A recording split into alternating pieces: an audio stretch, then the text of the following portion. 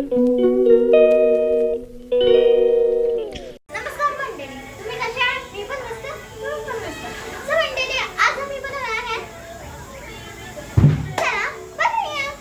मंडळी बघा, हे आहे कांदा, मोठे मोठे कापून घ्यायचे.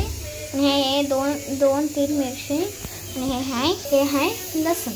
हे बघा, हे मसूर डाळ 15 मिनिटं ह्याला बस भिजवायचं. मंडळी याच्यामध्ये पण कोकम असतं, बघूया. चला स्टार्ट करू. 2 चमच मी तेल टाकले. चला बघा, लसूण टाकले.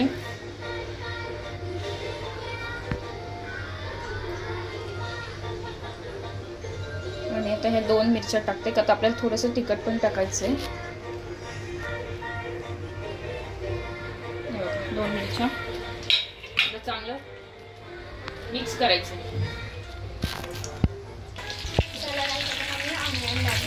कांदा टाकला, लांब लांब चिरले मी.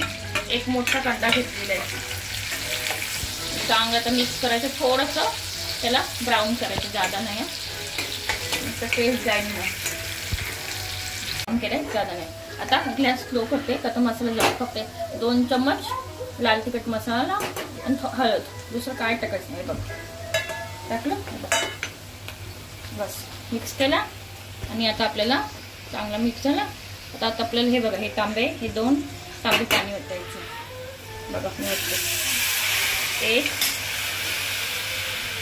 आणि बघा 2. हे बघा, हे 2 तांबे पाणी ओतले मी. आता याला चांगलं उकळी येऊन द्यायची. आणि मग आपल्याला ही डाळ सोडायची. ही डाळ मी 2 वाट्या घेतल्या.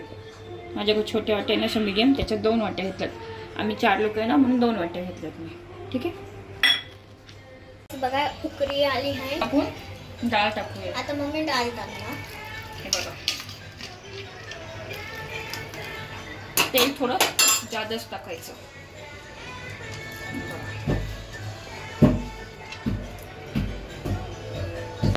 हे बघा, मीठ टाकते चवीप्रमाणे. कशी आली. आता मी टाकते कोकम. आपल्या स्वादानुसार टाका, तुम्हाला किती आंबट पाहिजे किती नाही. आम्हाला आंबटच ही डाळ आवडते, मुलांना पण आवडते म्हणून टाकले. आता 10 मिनिटांनी होऊन जाणार. ती स्लो घ्यायचं. झोपला, हे बघा झोपलाय तो. आता मम्मीने मला दिलेले आहे. हे बघा, मी खाऊन बघते.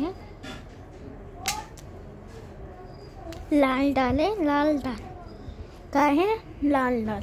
खाऊन बघते मी, तुम्हाला दाखवते. मी भात सोबतच खाते म्हणूनच.